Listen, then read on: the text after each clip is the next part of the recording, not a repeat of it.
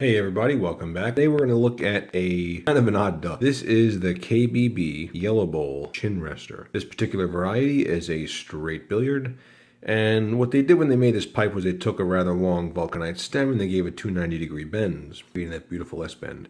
And the idea was that you held it in your mouth like this and it rested on your chin instead of, acting like a lever on your teeth and it's supposed to be more comfortable. They marketed it as for the man with weak teeth. Actually, what they meant to say was the man with dentures. But anyway, I think another idea about this design that I always found intriguing was when you have a pipe that's severely bent, like an pole that hangs from your mouth, the smoke travels right up and irritates your eyes. With this pipe, the smoke will be away from your face. It'll be up and out of the area. So this might be a great smoking pipe. Who knows? I will say the draw is wide open. It still has its original stinger. It's just a piece of aluminum, and this actually can pop out, leaving a wide open push tenon.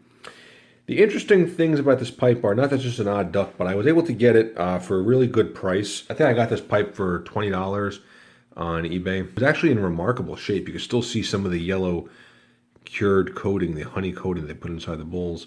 And this is an old one. I contacted Bill Feuerbach from Yellow Bowl Medico and K. Woody, and he dated this for me. He thinks that this pipe was made likely because of the propeller logo and the way this is stamped, and plus the fact that it says KBB. He estimates this pipe being no later than 1950. This is probably from the 40s. It does have a flat. It will stand up if you let it. I think this pipe's going to be a good smoke, considering the open draw. The drilling is just a hair high, but it'll still smoke well, I'm sure of it. It is slightly funneled, so I wonder how many men they had funneling stems back in the day, or if they came out of the mold that way, who knows. The grain is really pretty. If you look carefully, you can see these iridescent, these little ribbons that reflect, that go up and down. That's my chandelier, you see, but can you see like the little ribbons? See that? If you sandblasted a pipe, those would be the rings that you would see for a ring grain. This pipe is loaded with it. Very interesting grain. There's a little bit of bird's eye, you got a little smidgen of cross grain there. There's stuff to look at. It's an interesting looking pipe, and it's an oddball, odd duck piece of history. Now, the other pipe that I wanted to show you guys was a pipe that should have been trash. Probably still should be trash, but I decided to resurrect this for no good reason, other than to see if I had the ability to.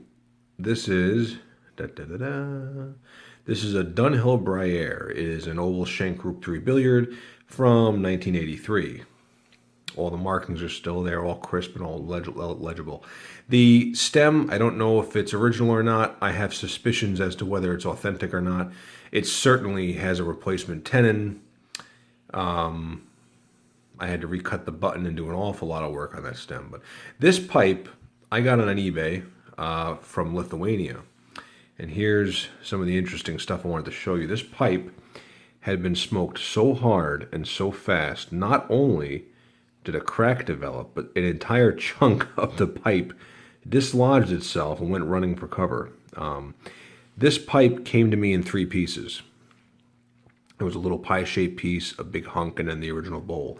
And you can see he even started burning down the front wall over here. I can't imagine somebody in 1983 in Lithuania getting their hands on a Dunhill Bruyere of all pipes and smoking it hard and fast to the point of literal destruction. And the cake was so thick when I got it, you couldn't fit your pinky into the bowl. You just couldn't. I had to go at this thing almost with sanders and stuff. This piece had been lifted up and off and was still connected to the pipe via cake. It wasn't even connected to the pipe via wood anymore. It was completely separate. So as I cut the cake, it fell out. It was ridiculous. I bought this because I figured, hey, I get a stem for $16, right? I paid $16 for this pipe. Dunhill stem is worth $16, right? So when I got it, I said, let's try to resurrect this. Maybe I can breathe some life into this thing and save it from the bin, So what I did was I pieced it all back together with JB Weld, which was tricky. It really was to clamp it and compress it to where it stayed together and bit into the wood. I gave a little bit of a coating after I reamed it and sanded it of JB Weld just on the interior there, and then I gave it a bowl coating. which hopefully a new cake will form over that. But this is the thing I wanted to compare and show you guys. This is the cream of the crop, top of the hill, Dunhill Bruyere, right? It's an ugly pipe.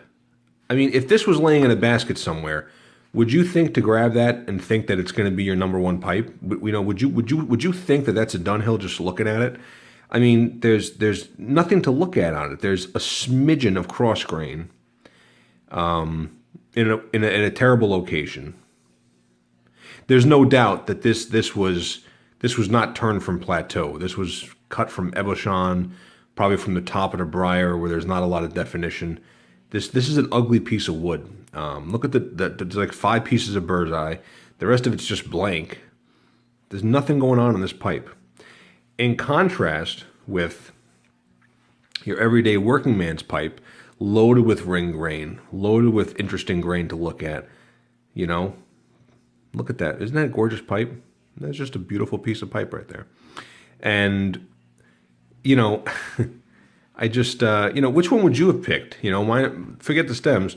Which one do you think is the more interesting pipe? Which one would you have bought? You know, I think my money's on this one. I guess what I'm getting at here is, folks, is I just, you know, I want people to think the way I do about pipes. Meaning I want you to evaluate pipes on their own individual merit. I don't want you to just look for the brand name and be a fanboy and run and buy a pipe just because it says Castello or Dunhill or whatever.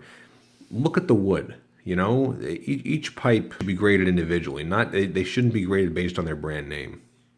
I'd much rather own and smoke this pipe. I plan on it. You know, what a beautiful piece of wood this is.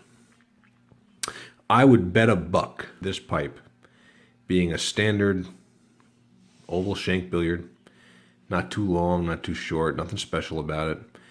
I would bet you this was turned in, and I know this is going to be sacrilege to Dunhill fanboys, I would bet you this was made in Italy.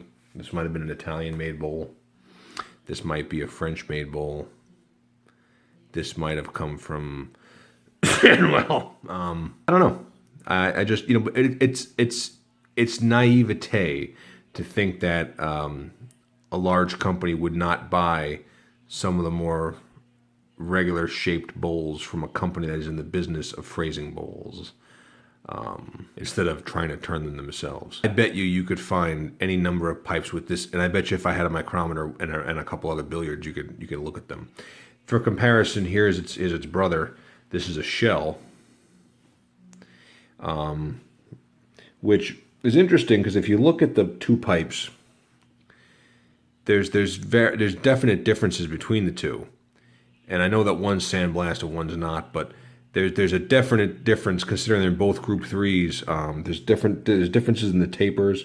There's differences in the tapers in the top towards the rim. There's differences in the transition here.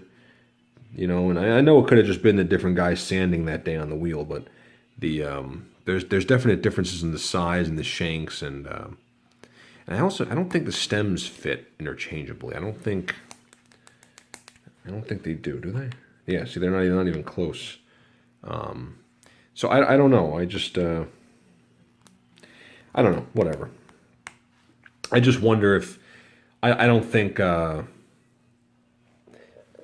Dunhill actually turned this particular Group 3 billiard bowl, but yeah, that's just my own little gripe about pipes. But you know, judge pipes individually on their merit. I mean, here's another pipe, for example. Look at this. Look at the size of this pipe now.